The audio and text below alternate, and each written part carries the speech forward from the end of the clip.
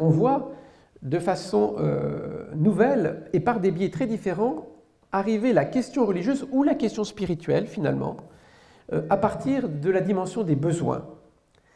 On voit beaucoup aujourd'hui dans les entreprises par exemple entendre le besoin de respiration. Voilà.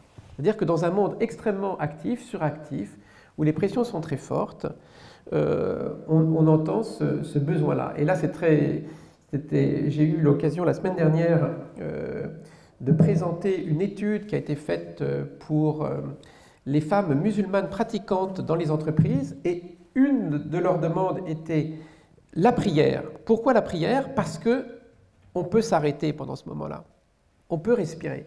Et c'est assez intéressant, c'est qu'on voit surgir cela aussi, par exemple, dans une entreprise comme Google, qui va proposer des exercices de méditation ou des lieux de méditation dans ses propositions. Donc il y a, première chose, ce besoin de pouvoir s'arrêter et vivre autre chose. Il y a des besoins aussi qui sont des besoins de guérison.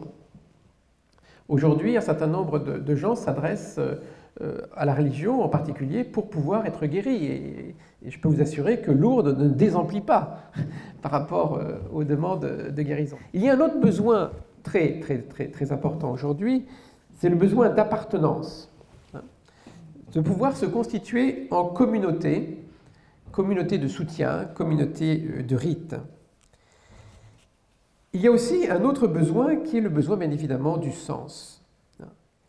Quelles sont les réponses que l'on peut apporter par rapport aux questions fondamentales de la vie qui sont la naissance, la mort, la souffrance, le désir, la façon dont on est riche ou on est pauvre. Voilà. Et ce besoin de sens va bien évidemment trouver dans la religion des réponses importantes.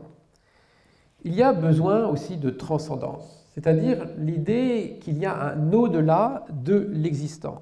Il y a bien évidemment aussi le besoin de la vie, le désir de la vie, et puis le désir du salut.